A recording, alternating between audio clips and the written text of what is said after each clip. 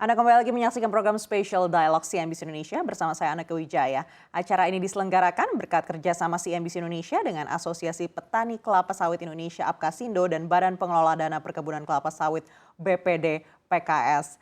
Dan kita lanjutkan kembali dialog bersama dengan Ketua Umum Apkasindo, Gulat Medali Emas Manurung, Kepala Pusat Penelitian Kelapa Sawit Edwin Syahputra Lubis, dan juga Direktur Eksekutif Palm Oil Agribusiness Strategic Policy Tungkot Sipayung. Kali ini saya akan kembali lagi ke Pak Gulat. Pak Gulat, tadi kita sudah membahas sedikit kalau ternyata memang minyak makan merah ini bukan kompetisi atau persaingan begitu untuk minyak goreng yang selama ini dijual di pasaran begitu ya. Dan kalau kita melihat kemungkinan dari produksinya, seberapa besar pengembangan minyak makan merah ini bisa menjadi solusi penyerapan sawit petani? Ya, cukup signifikan ya. Saya coba kasih perbandingan ya. Dari total luas perkebunan sawit Indonesia itu 16,38 juta, itu kan 42% atau tepatnya 6,8 juta hektar kan dikelola oleh petani. Nah, dari 6,8 juta hektar itu, dari hasil inventarisasi kami di 22 provinsi perwakilan Apkasindo, itu kami bagi dalam bentuk dua kelompok. Kelompok pertama tanaman menghasilkan, itu 4,4 juta hektar. Sedangkan tanaman tua ataupun tanaman belum menghasilkan itu 2,4 juta hektar. Artinya kita berpatokan kepada yang tanaman menghasilkan saja, yaitu 4,4 juta hektar. Nah, kalau kita gunakan ini sebagai produsen penghasil daripada CPO, itu adalah dari 51 juta ton, petani sawit itu mensuplai 26%. Kalau dari CPO, dari segi luas, tentu ini akan menjadi, minyak makan merah ini akan menjadi kanal baru ya. Kanal baru dari TBS kami. Nah, saya hitung, kalaulah misalnya kata Pak Menteri ya, Pak Menteri Koperasi bahwa membangun 10 ton per hari pabrik minyak makan merah M3 itu akan membutuhkan 50 ton per hari TBS atau seluas 1.000 hektar luas lahan petani. Berarti kalau dia kita bangun 100 pabrik ya, maka minyak makan merah ini telah menyerap kurang lebih itu 100.000 hektar kebun sawit petani. Ya, dalam artian kata dia sudah menghasilkan 850 ton minyak makan merah per hari. Per bulan dia berarti 25.000 ton minyak makan merah per bulan.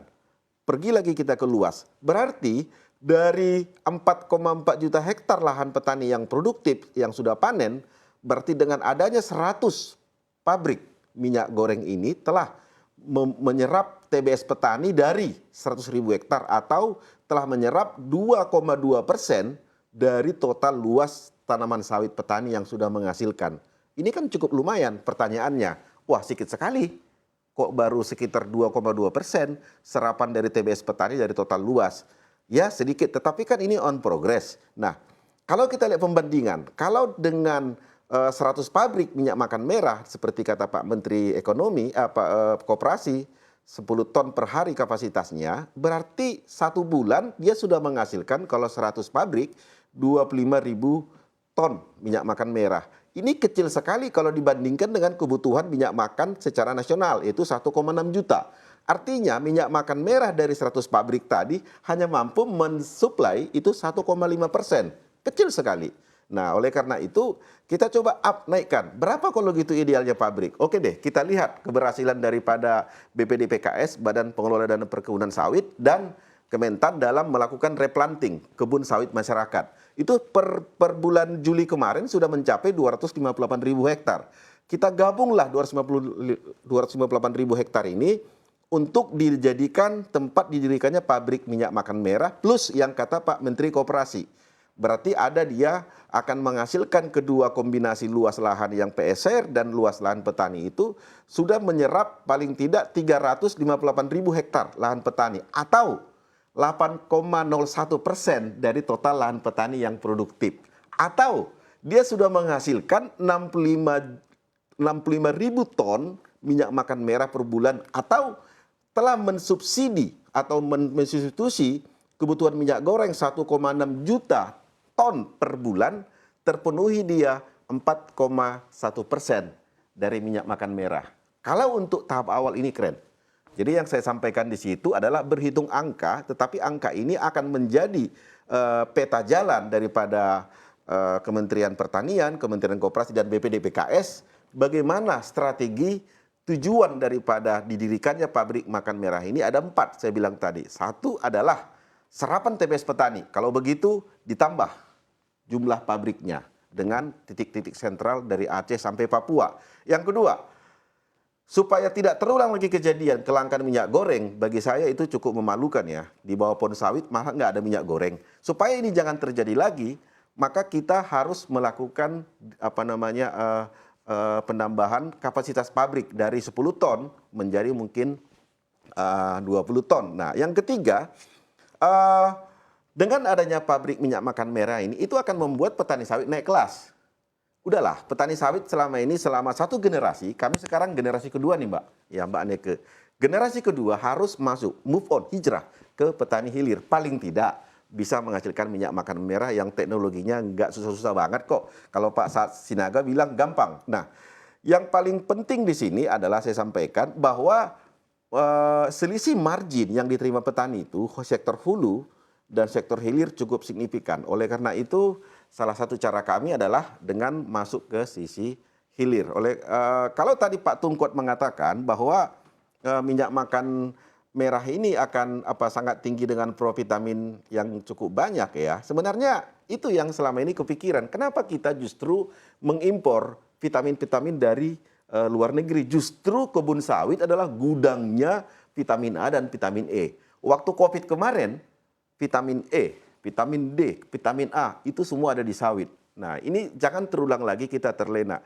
Nah, jadi tidak melihat minyak makan merah sebagai pesaing, itu sudah membantu petani sawit untuk maju. Sawit itu tidak hanya dikelola korporasi. Korporasi biarlah mengurus untuk yang ekspor, supaya uang negara bertambah. Biarkan kami petani mensuplai untuk kebutuhan masyarakat. Paling tidak, target kami, ini kan idenya kan dari Apkasindo nih, waktu di Medan acaranya 1,5 tahun lalu ya.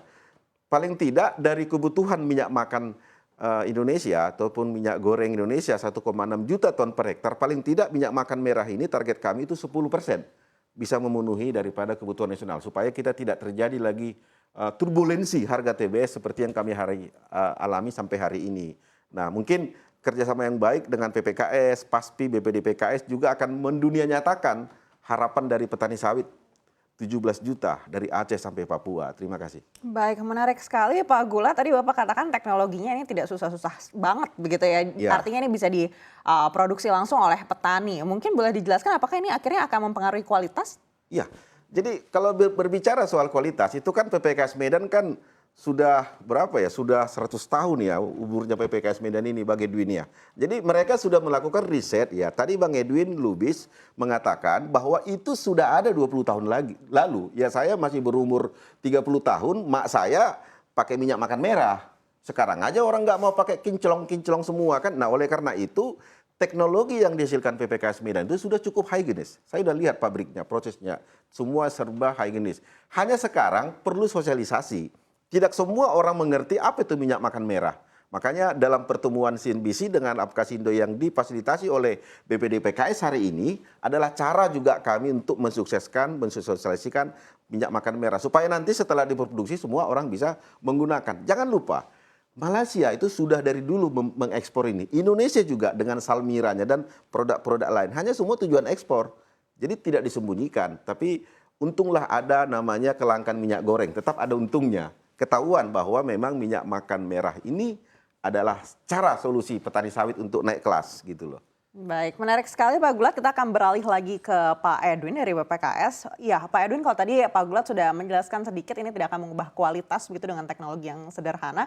Mungkin Pak Edwin boleh menjabarkan lagi teknologinya sesederhana apa sih sebenarnya? Ya, teknologinya bisa dikatakan adalah lebih simpel dari teknologi minyak goreng yang ada di pasaran saat ini. Ya, artinya ada proses-proses yang bleaching, terutama bleaching yang tidak diperlukan di dalam proses teknologi minyak makan merah ini, karena kita mempertahankan warna, ya, karena warna itu merah itulah, disitulah seperti yang Pak Tungkot katakan tadi, banyak kandungan nutrisi ya. Kemudian kalau di minyak goreng konvensional itu kita memakai suhu tinggi ya 300 derajat Celcius ya. Kalau ini suhunya hanya sekitar 70 derajat. Jadi di samping suhunya tidak tinggi, ini juga dengan maksud untuk tidak merusak nutrisi-nutrisi yang ada di pabrik minyak, nutrisi yang terkandung di minyak makan merah tersebut. Jadi teknologi yang kami sudah buat ya, teknologi itu bisa dikatakan bahwa memungkinkan ya, saya tidak akan secara detail untuk membicarakan prosesnya, tapi memungkinkan koperasi itu dapat memiliki dan menjalankannya, memungkinkan sekali. Ya, untuk itulah pada tahap awal ini agar arahan Presiden agar pilot plan ini berjalan dengan baik, untuk saat ini dikojoinkan dahulu dengan PTPN, di 3 pabrik PTPN dikojoinkan, karena agar sesudah 3 ini nanti kita pastikan firm berhasil dan diterima oleh masyarakat ya, ini tentu akan kita multiply ya, kita akan duplikasi lagi, kita akan seperti Pak Gula katakan tadi mungkin ke 100 bahkan mungkin lebih ya, apabila sudah diterima oleh masyarakat dan sudah ada pabrik contoh 3 pabrik pilot plant tadi yang memang betul-betul sesuai dengan harapan kita tentunya. Dan sebagai informasi kepada kita semua di sini ya, skenario bisnis yang nanti awal ini yang kita tawarkan, yang diarahkan oleh Bapak Presiden adalah kemitraan antara PTPN dan koperasi ya, koperasi di mana akan dibangun 3 pabrik minyak makan merah ini di sebelah pabrik CPO-nya PTPN. Ini adalah pilot plan yang artinya apa? Artinya untuk memastikan dahulu pabrik minyak makan merah ini benar-benar firm, benar-benar sesuai dengan apa tujuan-tujuan kita tadi. Ya, idealnya ke depannya tentunya harapan kita semuanya nanti koperasi akan mempunyai pabrik minyak makan merah di lokasinya sendiri dan terintegrasi tentunya dengan pabrik CPO-nya. Karena jujur saja saya katakan di sini bahwa bahan baku daripada minyak makan merah ini adalah CPO. Jadi pabrik CPO sangat penting untuk memasok pembuatan minyak makan merah ini. Tapi agar ini bisa lebih cepat dahulu ya, karena ini pilot plan, arahan dari Presiden, Kementerian BUMN dan Kementerian Koperasi agar dibuat dulu berdampingan dengan pabrik PTPN. Ya, seperti kita ketahui PTPN adalah pemerintah ya, jadi pemerintah hadir di situ gitu. Tapi kedepannya kita akan bersama-sama dengan Kemenkop, kita akan sama-sama dengan Apkasindo untuk pelan-pelan nanti akan membangun pabrik-pabrik lain yang lebih mandiri tentunya koperasinya ya, terintegrasi antara pabrik CPO dan pabrik minyak makan merahnya. Demikian mungkin Mbak yang bisa saya sampaikan. Menarik sekali Pak Edwin dan Pak Gulat juga Pak Tungkot, kita akan bahas lebih dalam lagi usai jeda. Kami ingatkan kembali untuk pemirsa CNBC Indonesia, kami memberikan kesempatan untuk mengajukan pertanyaan seputar tema ini. Silakan kirim pertanyaan lewat WhatsApp ke nomor 0812 1299 0001. Pertanyaan terbaik akan mendapatkan hadiah uang tunai berupa e-wallet masing-masing Rp500.000 untuk 3 orang yang beruntung.